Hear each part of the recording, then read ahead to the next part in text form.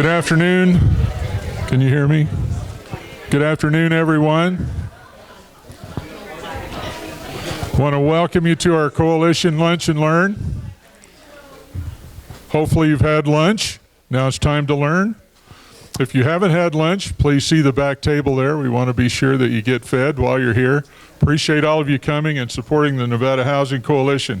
It's great to have you. That's me. My name's Bill Brewer.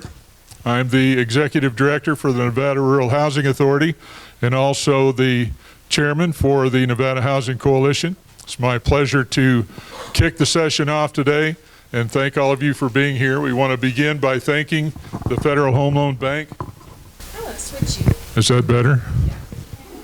I wasn't yelling loud enough. So we want to be sure that we're keeping you informed. In the spirit of that, we'll be issuing a newsletter that'll be coming out to our members in the next couple of weeks. And so we want to keep you informed, keep all of these issues in front of you so that you can be as involved and informed as you want to be.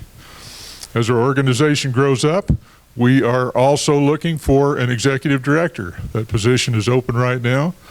And if you'd like to apply, go to our website and you can follow the link and put in an application. If you know somebody that'd be a good candidate for that, please make sure they're aware of that. And if you're not a member yet, please sign up. We have forms on the table. If you'd rather go to the website and do it electronically, you certainly can do that. Now I will add that the coalition might not even exist or might not even look like it does today without the help and support of people like Jocelyn Cousins and the Federal Reserve Bank out of San Francisco. We appreciate that support very much. Jocelyn, who are you? Stand up there. Hey, Jocelyn. She's generously supported this event. We very much appreciate that, and we'll turn the time over to Jocelyn, and she can introduce our speakers of the day. Come on up, Jocelyn. Skipped right over these good slides. Thanks so much, Bill. Good afternoon, everyone. How are you all doing today?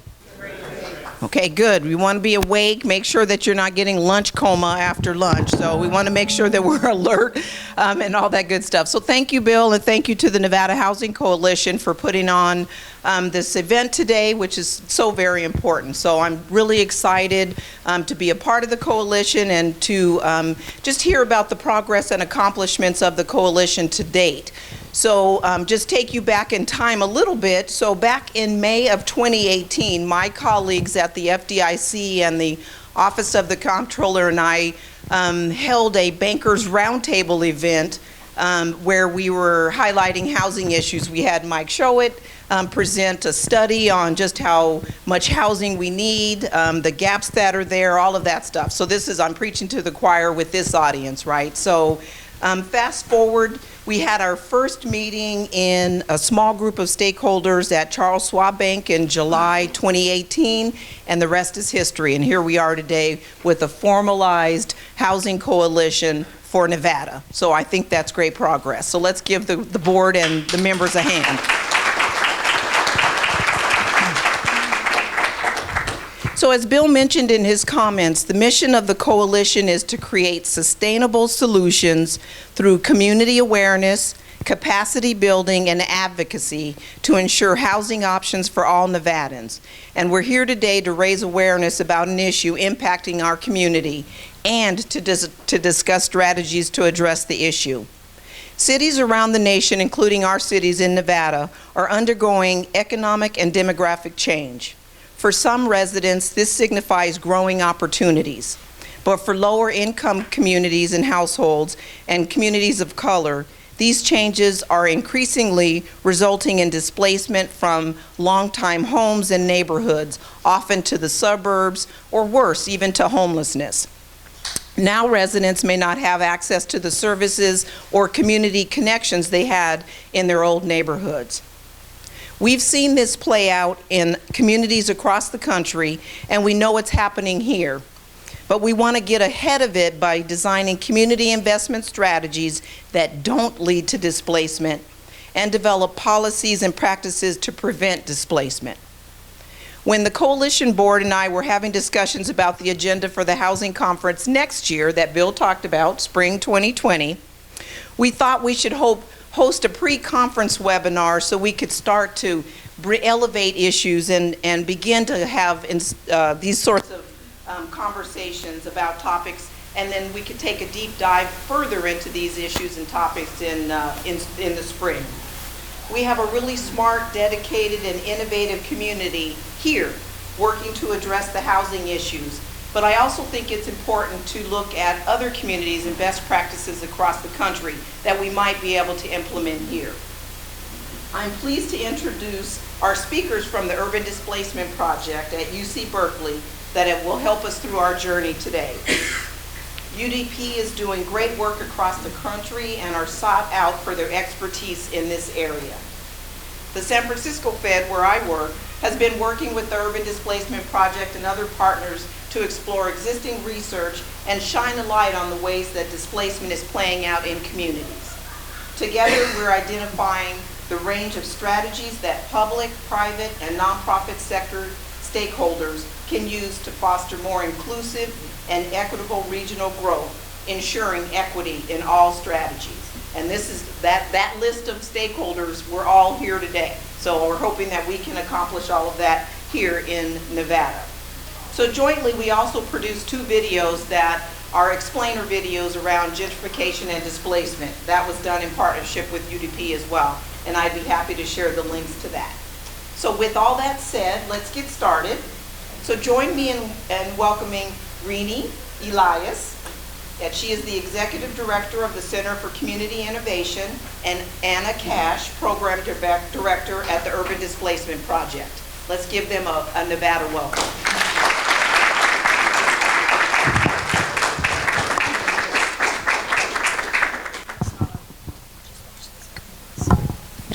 Okay, thank you. The clickers are over here. Thank you. Thank you so much for having us here today. We're so excited to be here, and a special thanks to Jocelyn Cousins, Elena Mule, and Ray Lothrop for helping us to figure out how to get here and get organized for today's presentation. Thank you so much. So I'm Renee Roy Elias. I'm the Executive Director of the Center for Community Innovation, and I'll just add my background is actually in community development. I spent about 10 years working at the community level, primarily with community development corporations on things like developing grocery stores and neighborhood revitalization strategies. And I'm Anna Cash, the Program Director of the Urban Displacement Project. And as Jocelyn mentioned, we partner with the SF Ed and a lot of other great organizations looking at gentrification and displacement in the Bay Area, but also around the country, and how these phenomena look different and similar in different parts of the country. And we'll be talking a little bit more about all of our work today. So excited to be here. Thanks for having us. Great. So Anna and I are going to tag team today for our presentation. So we're going to focus on giving you a 101 on gentrification and displacement. And really what we want to do is give you a primer on gentrification and displacement and the evidence on their impacts. We'd like to lift up some strategies that are particularly pertinent to the Nevada context. And we're hoping that through this presentation, it'll inspire some new thinking about affordable housing solutions and ways to minimize displacement in Nevada. A little bit about who we are. So the Urban Displacement Project is a research and action initiative at UC Berkeley that conducts community-engaged, data-driven research, policy-relevant research to help move cities towards more equitable and resilient futures. Center for Community Innovation is the umbrella research center for UDP.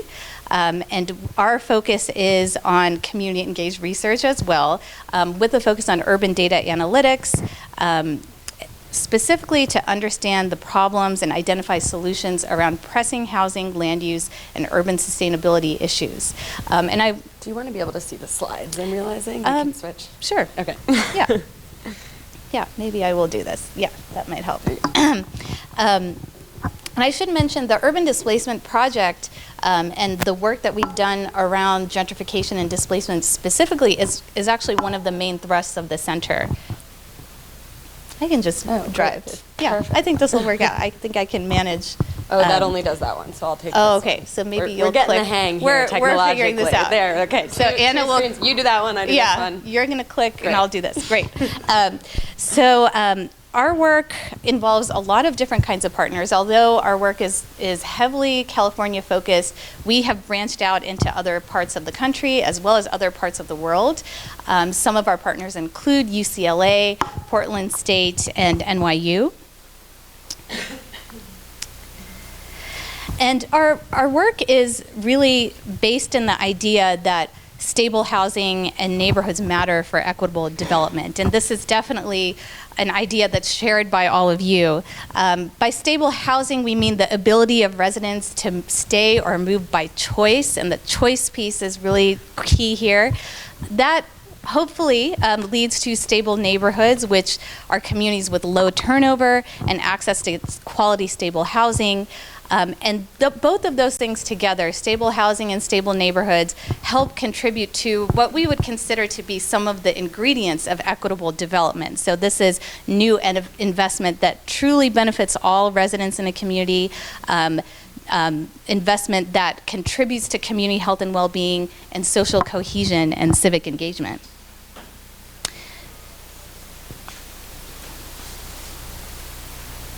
Okay, so with that, I will begin our presentation today by just demystifying gentrification and displacement. And as you know, these are buzzwords that are thrown around a lot, so it's important to clarify what we mean when we use those terms. And I'm also going to talk a little bit about what our research is showing, both in the Bay Area and some kind of nuggets for exploration in other places in the country. So, drawing upon existing research, we like to think of gentrification as a process of neighborhood change that involves new investment and also new types of residents.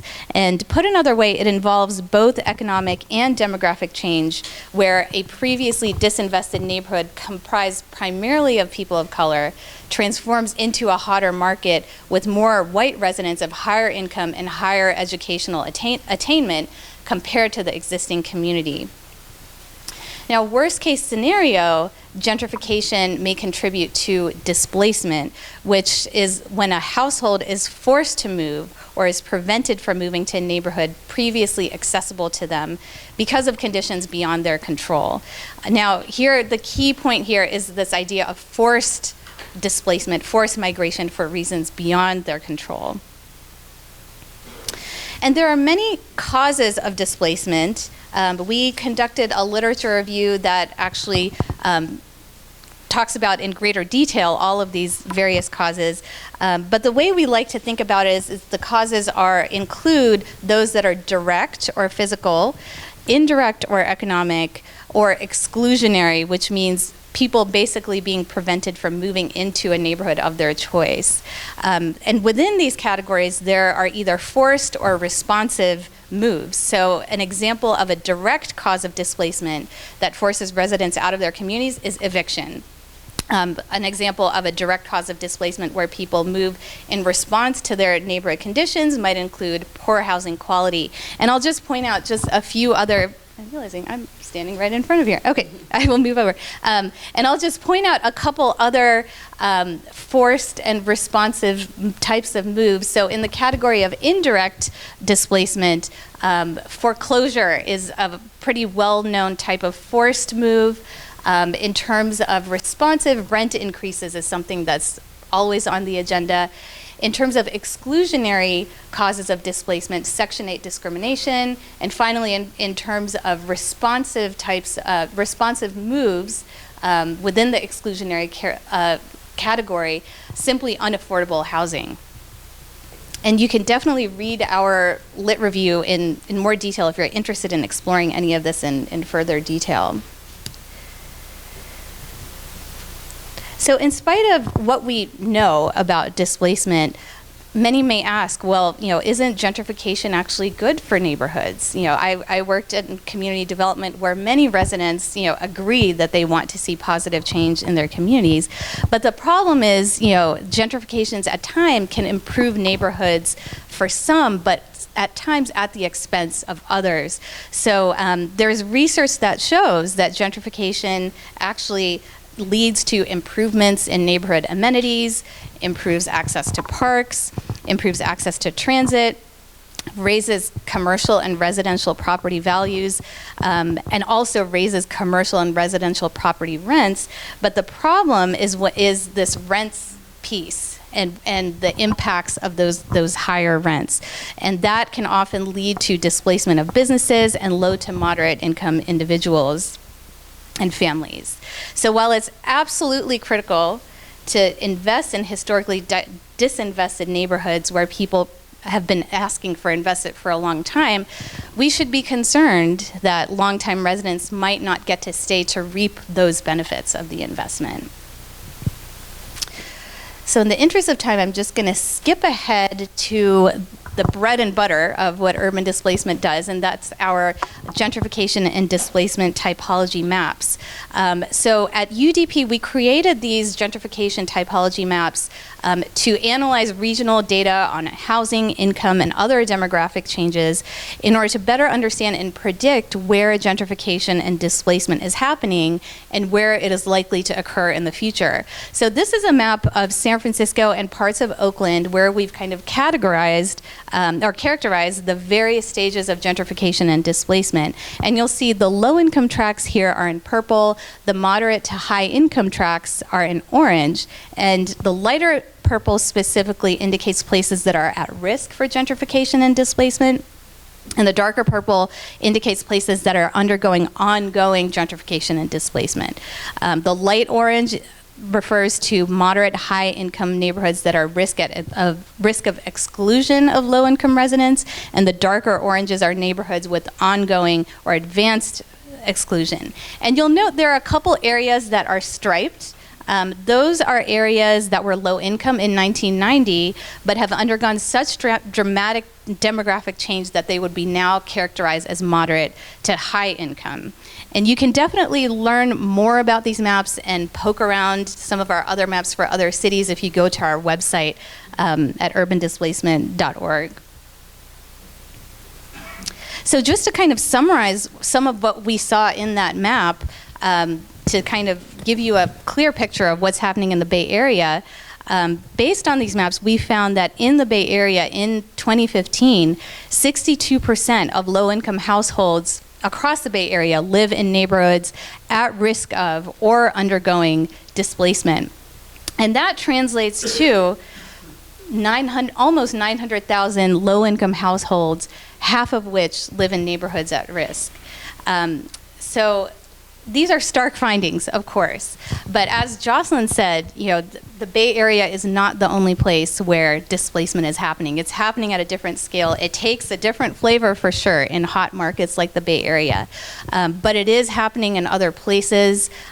We have done some work with the Fed exploring kind of those patterns on the ground in places like Atlanta, Memphis, and Denver, for now, I will hand it over to Anna to talk a little bit more about the evidence on the impacts of displacement, and then we'll end with some strategies for anti-displacement policies. Oh, yes. I'll put this down. Okay, so now that we've talked a bit about what gentrification and displacement look like, I want to talk about the impacts of displacement, both on households and on regions. So why does displacement matter? Renee talked a little bit about this already.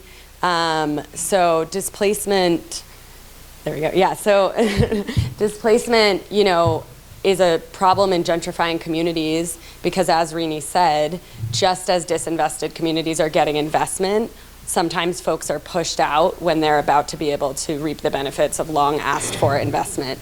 But there's also all kinds of traumatic impacts that come along with the experience of displacement that I want to talk about and that are also covered in the Displacement Explainer video Jocelyn mentioned. So we conducted research in 2 Silicon Valley counties, San Mateo County and Santa Clara County, and administered a survey to low and moderate income households that were displaced, as well as other low and moderate income households through some of our legal aid partners. And what we found is that displacement represents a significant disruption and trauma for households. So it's not just an incident, but it's something that has lasting impacts on families' lives. So in San Mateo County, about a third of households left the county when they were displaced. And on average, they were displaced to worse off neighborhoods. So that's in terms of safety concerns, environmental concerns, healthcare opportunities, or healthcare access and job opportunities. And in many cases, that led to longer and more costly commutes. And in Santa Clara County, respondents also had a hard time finding affordable housing in their community. And many, when displaced, were forced to make precarious trade-offs, ending up doubling up or in hotels. So we saw that linkage between marginal housing and homelessness. And in particular, we saw that displacement is a significant disruption and trauma for children.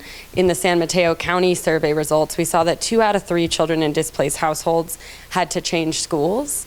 And we know from research around the country that, if you want to go back just one, we know from research around the country that the impacts of displacement are especially tough on kids. Even when they don't switch schools, it can have an impact on their educational outcomes. So children in displaced households have more absences, a lower likelihood of finishing school, and greater risk of educational delays or behavior problems. I heard one teacher put it really well when she said, kids bring in their backpack what's happening at home, and if you're housing insecure, that's incredibly difficult for children. And as in our study, we see from research around the country that people who have been evicted are more likely to experience job loss. And even for those who are able to keep their jobs, moving further away can impact commute time and cost. And evictions is a mental health trauma. There was research on depression in mothers who experienced an eviction that found that these mothers were more likely to report depression even 2 years after the eviction.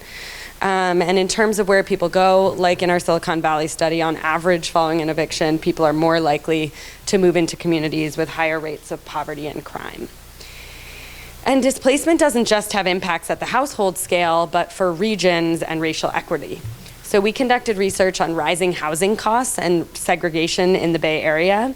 And this research shows that as low-income households of color move from areas with rising housing costs to areas with lower cost, that region is resegregating.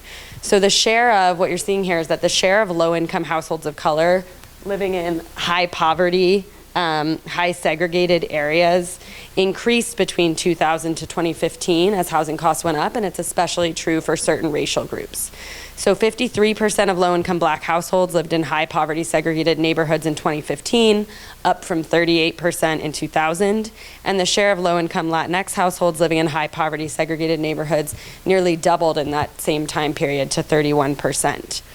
And depending on the racial group, much of the growth in the share of low-income people living in these segregated and high-poverty areas during that 15-year period was a result of living in or moving to communities that had become newly segregated and high poverty during that time period. So we're seeing a resegregation of the Bay Area that is sort of the outcome of all of this migration that's been taking place with rising housing costs. And families in these highly segregated and high poverty neighborhoods typically face greater barriers to economic mobility and are more likely to suffer adverse health outcomes. So these findings are ones we certainly want to pay attention to from a racial equity standpoint. And segregation can be costly for entire regions, as this Chicago research shows, finding that segregation is costing the region $4.4 billion. And in the interest of time, I'm going to keep moving. And you've now heard a lot about the problems, and we want to make sure that we leave time to talk about what some of the things we can do are for equitable development. So in the Bay Area, we talk a lot about the 3 Ps of housing policy. I don't know if that's a framework you all also have out here, but it's protections for tenants, preservation of existing affordable housing, and production of new housing, particularly affordable housing, which many places have disproportionately underproduced. So we know that we need strategies across the 3 Ps, but we also think it's important to think about strategies that are both proactive and responsive. So how do you prevent people from being displaced, but also recognizing where displacement is already underway, that we need strategies that can respond to that. And if we, there's a Shelter Force post, a community development blog. If you search my name, you'll be able to find that kind of goes into an inventory of anti-displacement policy strategies. across the 3 Ps that are both proactive and responsive. And I'm going to discuss some examples of those strategies throughout. So on the 3 Ps and production, first, there's no question that we have housing shortages around the country that are contributing to displacement crises. And we need to build more market rate housing because this housing crisis is affecting all income levels. But we can't let ourselves think that just building more market rate housing is going to solve the affordability crisis for low-income households. So a couple of years back, we published this research brief to look at the effects of housing production on displacement and housing burden. And the first thing we found is that new market rate production led to higher rates of housing burden for low-income tenants. And that's even when median rents went down. So you might be asking, how can median rents go down but housing burden is going up? Well, that's why we need to pay specific attention to rents at different scales, because although the high end might be coming down, it's often not coming down enough to make units affordable to low-income households. So while production, again, might bring down median rents for the region, it's less predictable what will happen at the hyper-local scale as well in terms of displacement, especially since new development can signal neighborhood attractiveness and induce new demand that wasn't there before. So while we need more market rate housing, we need to recognize that it's not the only solution for low-income folks. So how can we stabilize neighborhoods while developing to accommodate future growth? While we need more housing at all income levels, we need to do so in a way that makes sure that production is linked to protections. So more needs to be done to help stem the tide of displacement today and help keep people in their homes and communities. So first, we need to require the production of affordable housing, since as I showed before, it doesn't become affordable just by building more of it.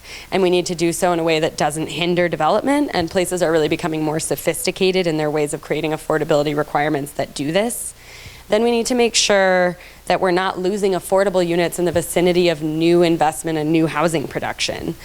So Los Angeles has been experimenting with their new transit-oriented communities policy with some area-wide no net loss monitoring, so really inventorying what's around an area that's about to receive new investment and making sure that that gets monitored as the investment gets put in, so you can think about triggering different protections or anti-displacement policies based on when there is net loss of affordable units. And then if we want inclusive and integrated communities, they're hard to achieve, so we need to pay attention to local history and context in a way to ensure fair housing futures while not just resegregating our communities. So this means being intentional about opening up exclusive areas to low-income families through strategies like anti-source of income discrimination, so anti-Section 8 discrimination policies, and production accelerating strategies that take this into account, trying to open up exclusive areas. And finally, we need to proactively plan to stabilize before investments and investment incentives are announced. So now I'm just going to go into some concrete examples of anti-displacement strategies. And we'll see in all of these strategies that equitable development requires multifaceted approaches. So advocacy, organizing, partnership, policy change doesn't happen without those components, right? And that's why I love talking to coalitions, because you all are making it happen, right? So both policies and new investment frameworks, we think it's really critical anytime you look into these case studies to say kind of what were the partnerships behind that made that happen? What was the grassroots organizing? How did that connect to, more formal advocacy? So first, I'll start by saying that while we continue down the road of the long-term goal of building more housing, we need to also think about that protections P, so how to stabilize residents where they are today. And I know protections can be contentious, but housing doesn't get built overnight, and there are policies we can pass right away to make sure people are stable as additional long-term strategies get developed. So briefly, these policies include shielding tenants from rent hikes that force them out of their homes through rent stabilization or anti-gouging policies, protecting them from unfair evictions through a variety of mechanisms, whether it's just cause for evictions protections, meaning folks can't get thrown out for any reason at all, only a predetermined set of causes, or anti-retaliation legislation. And finally, ensuring access to legal representation, because we know that low-income folks without legal representation in evictions cases don't have a very good chance.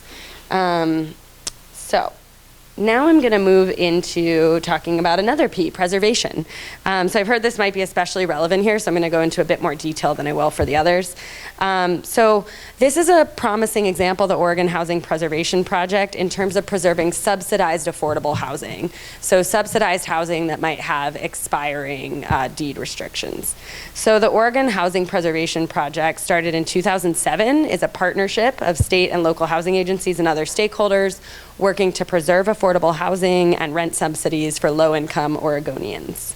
And they work to preserve housing that's at risk of losing its federal housing subsidy, placing highest priority on project-based Section 8, but also preserving housing with other sources such as LIHTC, low-income housing tax credit. And their stance is that if these subsidies are lost, they won't be replaced, and the state loses a really valuable federal resource in addressing the housing needs of its low-income residents. So I talked about partnerships, and it takes a village, as this example really shows. So some of the folks involved are the State Housing Finance Agency, which really took the lead, and then a nonprofit Network for Oregon Affordable Housing, which finances the developments and administers the program. Enterprise Community Partners is involved, really spearheading the green building pilot program that's part of this. Neighborhood Partnerships is a nonprofit that leads the programs and advocacy side, and really critically, they maintain a database of the properties that might be, highest priority to preserve. And then they've got some tenant organizers involved through the Community Alliance of Tenants, which really does resident education and outreach, especially where owners have opted out of subsidy contracts. And then the Portland Housing Bureau is involved, and they're charged with actively seeking out partnerships with property owners, lending institutions, nonprofit housing providers, and other government entities. And finally, and critically, they set up the Oregon Housing Acquisition Fund as part of this, with a combination of State Housing Finance Agency dollars and money from City Housing Bureau, as well as philanthropy dollars. So the key components of this partnership are really to not only to have all these players at the table, but to make information available through that database I mentioned, which you can find on their website pretty easily, which we're happy to provide, to streamline processes, working with government agencies to do so, to provide the acquisition capital, so quick access to interim financing for the acquisition of preservation projects and for development of new affordable housing units, to provide technical assistance, and to really promote green building practices. So that's for preservation of subsidized housing. In the interest of time, I'm going to go quickly now, but there are also models of preservation of unsubsidized affordable housing. So in San Francisco, this is in San Francisco, the Small Sites SF program, and then in Washington, D.C., the Tenant Opportunity to Purchase Act. And both of these are preservation of unsubsidized affordable housing, so kind of naturally occurring affordable housing is what we often call this.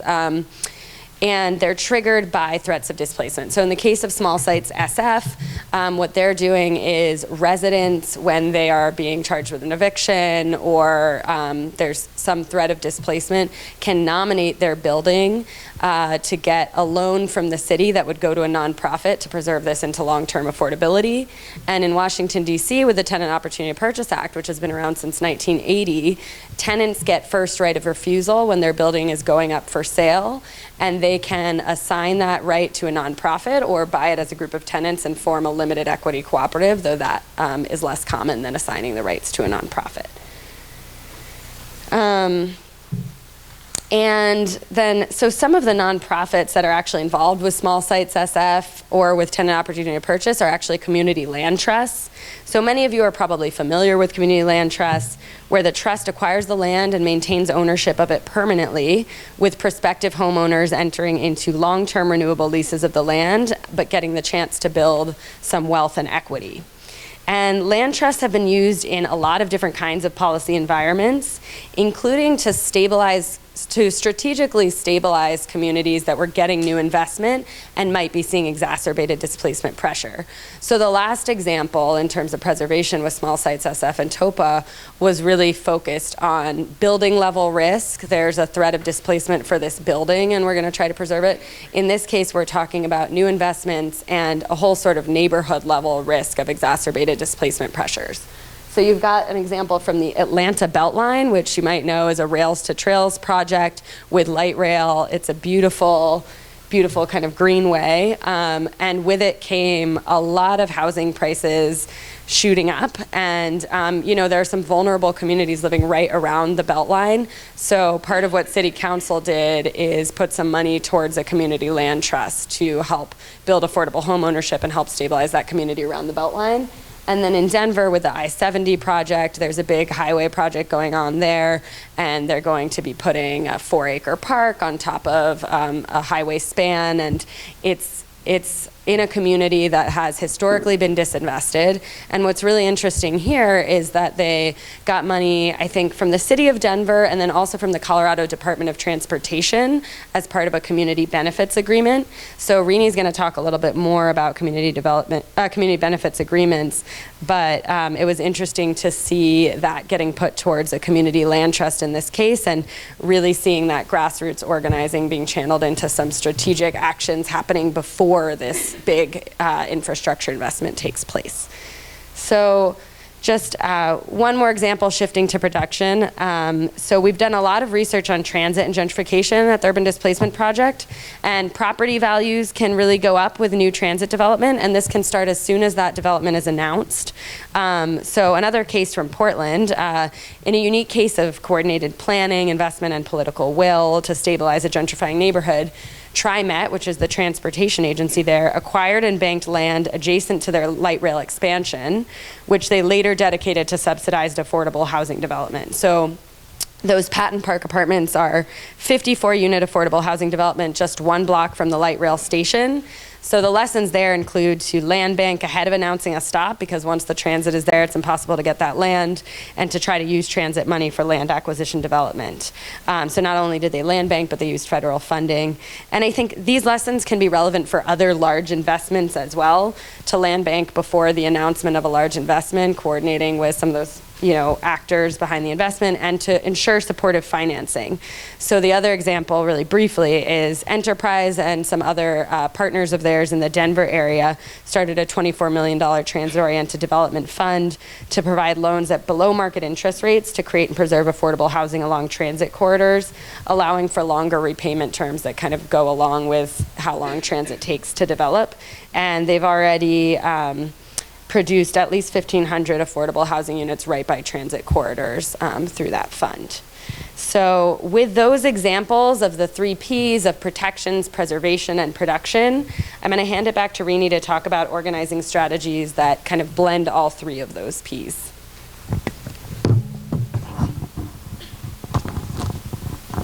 Okay, great.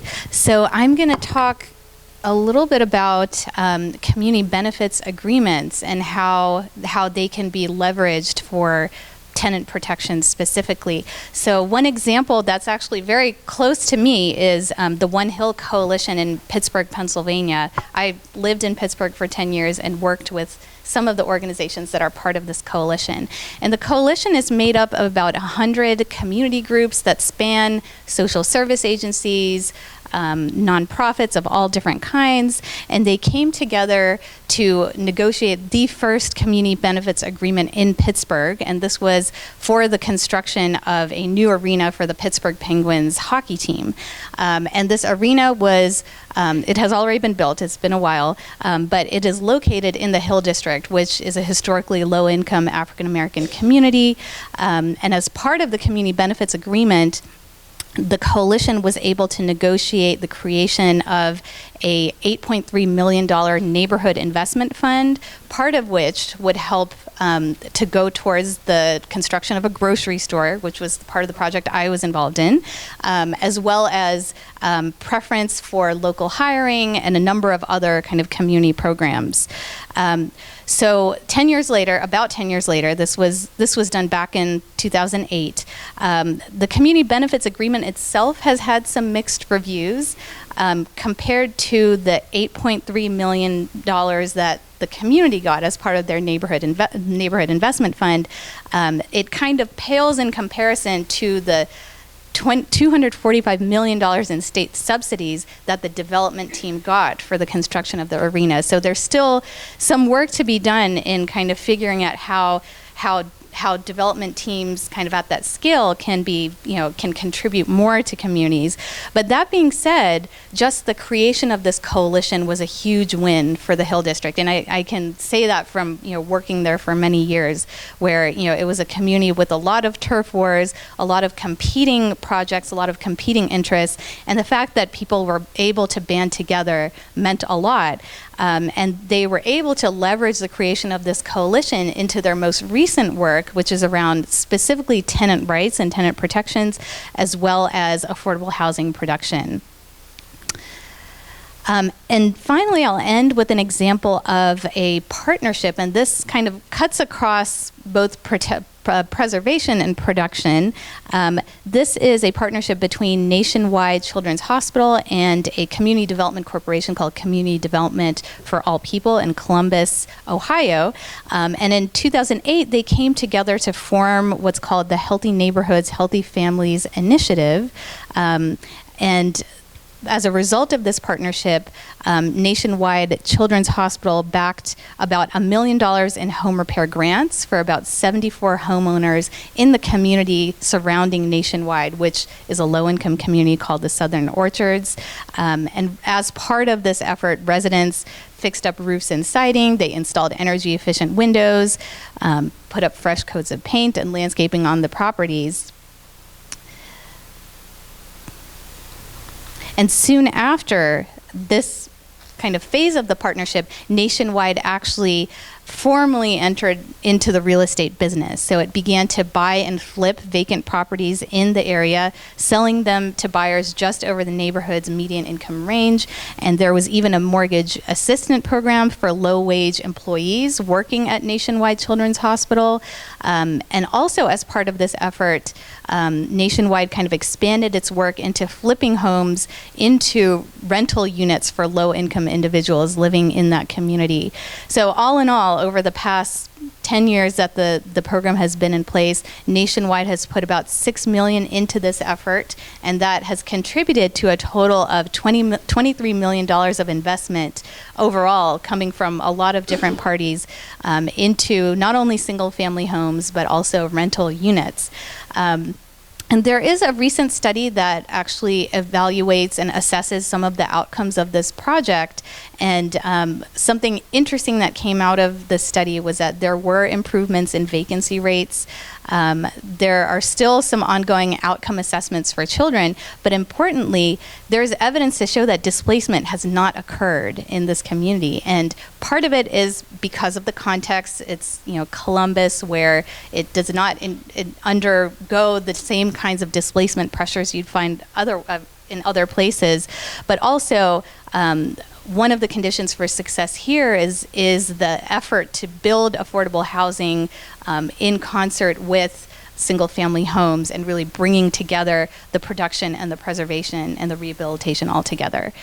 So with that, I will move to just some concluding thoughts to hopefully get everybody's juices flowing in terms of next steps for Nevada. So based on what we know about gentrification and displacement, we definitely think that organizing and partnerships are among the first, steps to take for anti-displacement policy changes, as well as new investment frameworks for equitable development. Context obviously matters when determining what the appropriate strategies are for action, and we presented a lot of examples that are not just pertinent to hot markets like the Bay Area or the New York, but very much pertinent to Nevada and other places.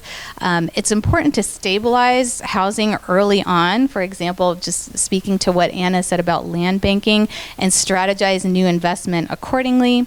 And finally, there is a role for leveraging anchor institutions, the EDs and the MEDs, to the extent possible as both policy advocates and investment partners. So that's our presentation today. We actually had some questions in mind for you, for the group, but we do understand Bill is also going to be facilitating the conversation. So we will keep our questions in mind, but I will hand it back over to you. Thank you.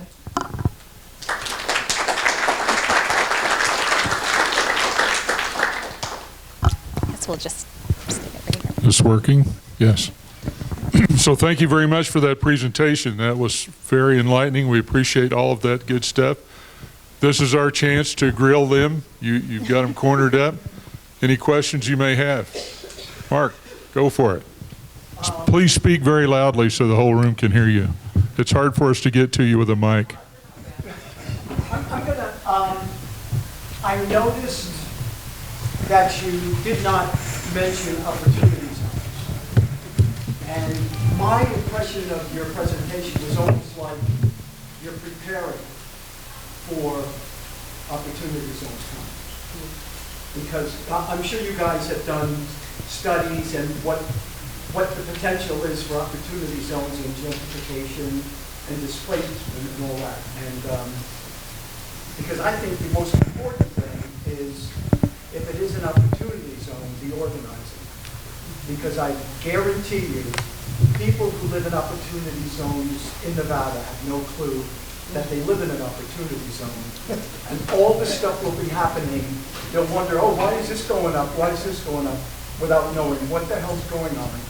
And so without any organizing or partnerships, that's a perfect example of just getting shut out of the whole process. And just, what. Yeah, honestly, I think you summed it up from my perspective, at least. I think, so we haven't done in-depth research into opportunity zones. What we did was we looked at, for the Bay Area, because we have gentrification displacement maps, what kinds of communities in terms of gentrification displacement were these opportunity zones getting, put in, and it's communities that are already undergoing extreme gentrification displacement pressures.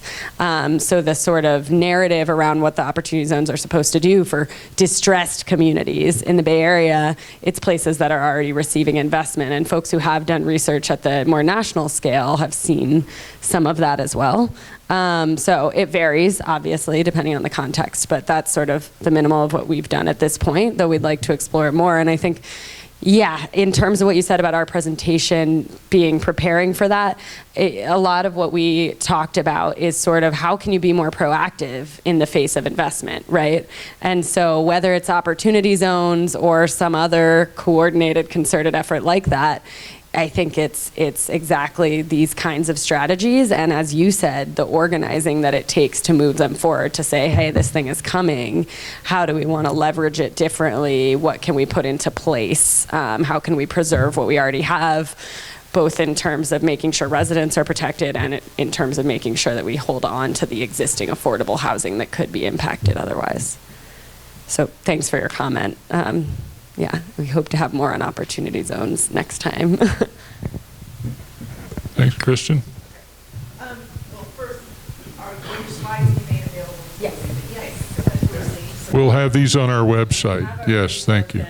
Yeah, so we've got a bunch of resources we'd love to share. Great, the resources are what I'm looking for. Great. You had a slide about Chicago that you went over very quickly. Can you go back to that?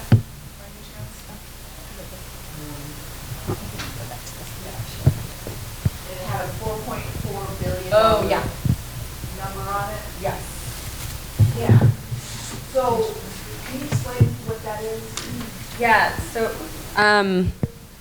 so the Metropolitan Planning Council in Chicago did research on the cost of segregation. And basically what they found was that Chicago is they didn't find that Chicago was an incredibly segregated place. We know that. But what they found was that if you reduce the level of black-white segregation in Chicago to the sort of average level of black-white segregation for 100 metros in the U.S., they project $4.4 billion of additional income. And, that's because... And a 30% lower homicide rate, 83,000 more bachelor's degrees due to the sort of educational opportunity outcomes of intense segregation. So, you could reach out to them and we could put you in touch for sort of more details on the methodology if that's of interest. But for us, this finding was just so striking to say everybody's suffering, right? The whole region is suffering. And that's what I noticed, that it was striking to me when that slide went by. Yeah. Yeah. Because that's one of the things that I work for the government and for the county, and being able to quantify the costs of some of these things. Yep. as a society is something helpful when we're trying to bring forth policy solutions Absolutely. to our problems. Yeah. So something like that, I think, would be really useful. Somebody else agree. Yes? Oh, I'm sorry, Kristen, go ahead. My final thing was Atlanta. You talked about the CLT there. Yeah. I just wondered, it sounded like the city had created the CLT. Do they operate that? Do you know who operates that? No, so the city council put money towards it, but there's a nonprofit that's called the Beltline something, we can provide the resources, that actually is, the Community Land Trust itself is a nonprofit. So it's a nonprofit, not a nonprofit set up with the city. Within the city. My understanding is no, I think that just the funding was provided. I'll confirm that. Yeah. Thank you. Yes, question back here. We just had, you were running to have additional clarification if you go back to your slide from Chicago with the 4.4 billion. Because we didn't really get all of your explanation of what that 4.4 billion represents. So that 4.4 billion represents additional income. There are so many folks living in high segregation, high poverty places in Chicago that are making really low wages. And I think we have to see that additional income as connected to the $83,000 more bachelor's degrees as well. Comparison, if you're saying basically neighborhood that is more basically urban and occupied by people of color in comparison to a neighborhood that is not. No, it's saying if the whole region were better integrated and you didn't just have concentrations of people living in different neighborhoods, if that Chicago metro area were more integrated overall. So not saying these people over here compared to these people over here, but rather saying if the levels of integration looked more like, if the mix looked more like other US metros, this is what we would see in Chicago. And I think that was an effort, by Chicago advocates and researchers to say the intensity of the segregation there is beyond the pale of other US metros, and it's hurting the region in terms of lost earnings, lost lives, and lost educational potential. That's a huge opportunity cost. Yeah. Other questions? I had a question about the small sites, San Francisco, Yeah. and the loans to the nonprofit to purchase those properties. Mm-hmm. How's that funded? How do we get that going? So the Mayor's Office of Housing and Community Development runs that program and I believe has a fund through them, their MoCD, that, funds that program. So that started in 2014, and it's not a huge scale thing right now. It's small sites. These are small scattered sites. But I think what it has done is we spoke to somebody who was administering that program, and she talked about just, the people who have nominated their buildings for displacement were actually under threat of eviction. So this is, in some cases, stabilizing the most vulnerable residents, who are folks who are living in this private market but below market rate housing in neighborhoods that are really rapidly changing. So I think it's done a lot to prevent homelessness, and the Mayor's Office of Housing and Community Development and funding it sees it partly as an anti-homelessness strategy. And I certainly agree with that, which leads me to another question, which is kind of a little off from what you've presented, but one of the things that we see in our communities, particularly in Reno and I think in Vegas as well, is a lot of folks are living in kind of last chance housing, which is old rundown motels. That's all they've got. And we see developers purchasing that property, tearing the motels down and building new stuff, which is nice. The motels are shot already. But meanwhile, we're displacing some very vulnerable folks.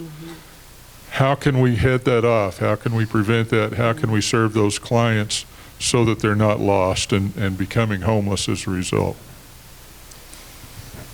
I don't know if you have an answer for that, Renee. That's a really tough one. I think I actually did some research in graduate school in Oakland on sort of just different kinds of housing tenure.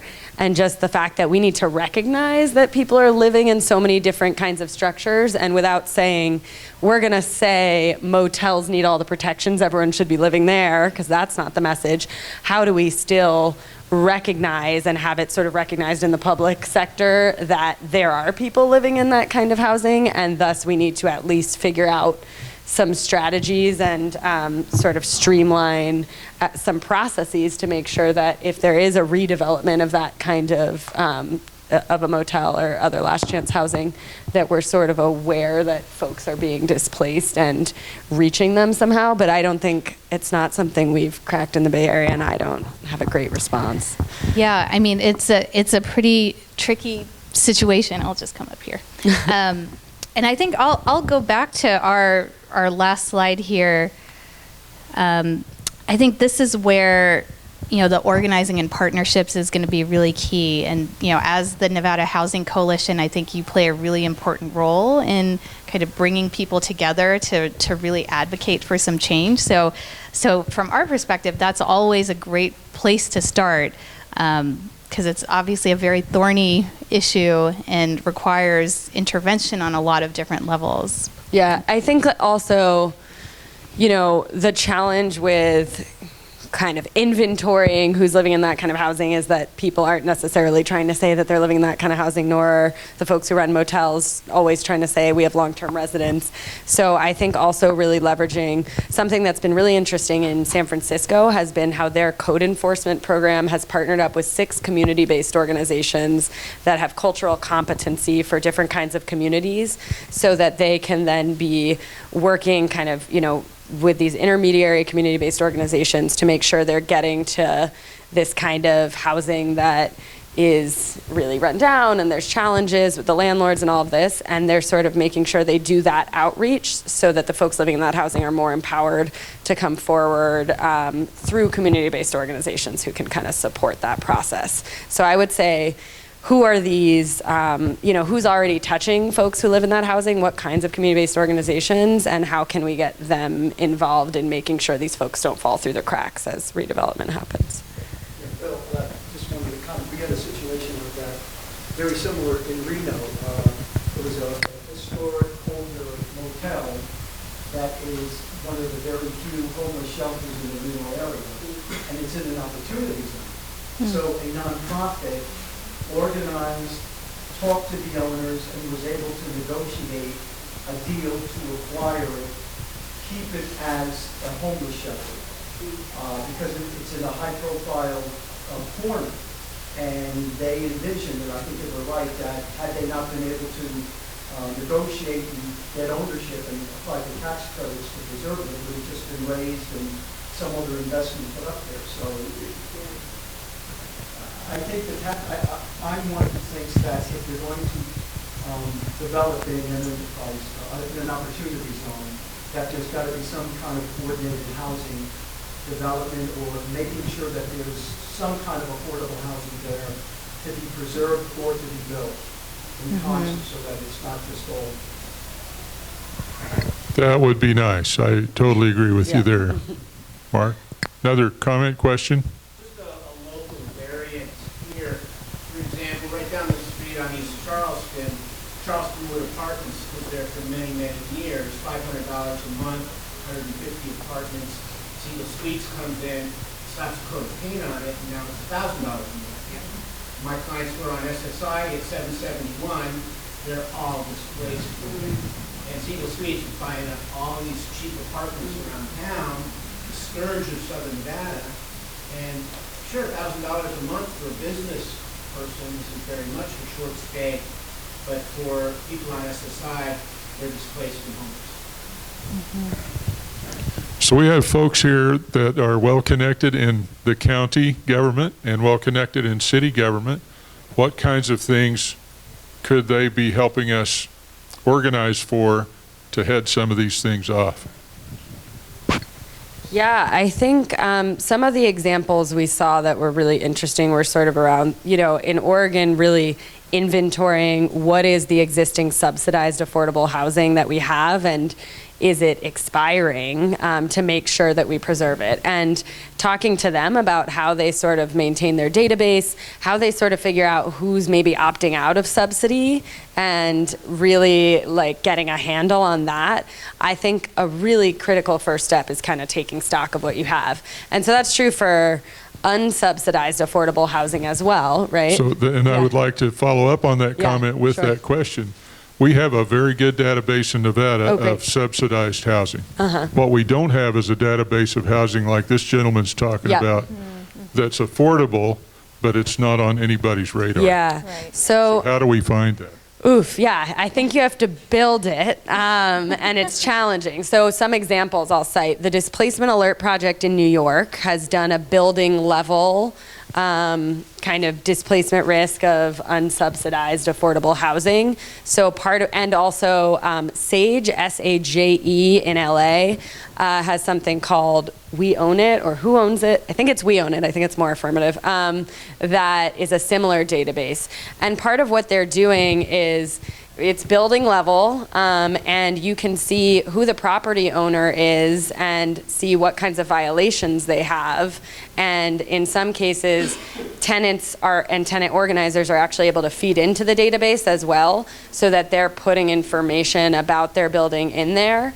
And some of these cases that really gives folks a chance to connect with each other when they have the same property owner and they think there might be a displacement risk, and do some organizing even if they're not living nearby necessarily.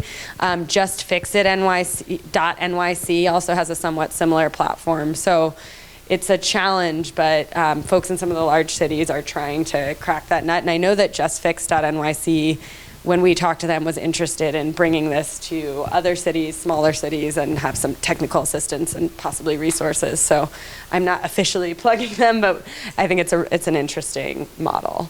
But yeah, I mean, we're researchers, so my first instinct is sort of you have to inventory in some cases, to be able to find who you can organize with, you know.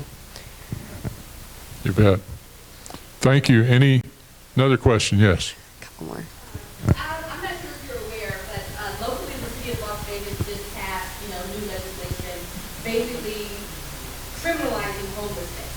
Basically, you will fine homeless people for, like sleeping Yeah. or, basically lounging in doorways and public Yeah. places. And it just seems to me, considering all of the vacant property that exists, just a stone's throw from where we sit right now. Yeah. That if you would have legislation in place that is approved that you will criminalize homelessness, that you would partner that with something that might provide housing for these people. Yeah. If you are going to fine me $1,000 for sleeping on the street, which number one, why would I sleep on the street if I had $1,000? Right. And if I had this $1,000, wouldn't I rather pay Yeah. that to house myself so I would not be sleeping on the street? So it just seems to me that there needs to be more focus on, just all of, like the gentleman said, there is so much vacant property, old hotels, motels, that exist in the Yeah. neighborhood where we are right now, that could just be simply rehab with, just some minor redevelopment and provide low-income housing. Yeah, and I think that was, yeah, go ahead. Yeah, so I think in response, I think this is where leveraging anchor institutions in the region would be helpful. Are there major hospitals in the area that have done any investments in housing? Sorry, putting it back to all of you. No. Do they know that hospitals are investing in affordable housing? So this is a whole new universe of work right now. Just this housing and health work. Jocelyn and I have done a lot of thinking about this in my previous life, in my previous roles. But Nationwide is just one of many hospitals who are now seeing investments in affordable housing as a way to bring back financial returns to the hospital and also reduce costs. Because usually it's the homeless that are incurring a lot of costs because of repeat ER visits. It is a cost to everyone in a lot of ways. So I think the Nationwide example is a great example of ways that a very mission-driven hospital, saw the benefit of, really kind of extending out to the community and addressing health from this social determinants of health lens. So I would say if your local hospitals and even local universities have property beyond their kind of campus grounds, there is an opportunity to kind of push them to do a little bit more, and also to convince them that there is a benefit that comes back to them when they choose to do it that way. Right. Yeah, I think it's incredibly problematic to criminalize homelessness, and even more so when you're not pairing it with anything proactive. And I think to your point about what can we quantify, that's something where there has been some research done sort of in San Diego to justify kind of housing first policies, and in other places In like Seattle Reed said, as well, Utah, so Salt Lake City. It looks like we have some. Yeah, I think Nevada is the perfect example of how difficult it is to do something when you have a state that prides itself on a low tax base. Yeah. Because there's just, and along with that, where the entertainment industry moves. Yeah. Yeah. And so that's how, those are the real two challenges in Nevada. Yeah. One last question from Tisha. I was just wondering in your research if you've ever done any research about how Massachusetts handles affordable housing for the laws and their Community Preservation Act, how that might be able to be translated into some other areas. Yeah, in terms of, so we haven't done research directly on that. We partner a lot with another housing research center at UC Berkeley called the Turner Center, and they have some case studies on 40B. And in terms of how 40B kind of might support other arenas, I'm not totally sure, but I mean, I think 40B is a positive thing, and that the case study is really interesting to look into its impacts over time. It's a really innovative policy. Okay, I don't want to keep you longer than we told you we'd keep you. And so we'll close up. We have these guys cornered up for a little while, though. If you want to continue to ask questions, you certainly can. I would like to thank Renee and Anna for coming and spending some time with us. Give them a hand for that.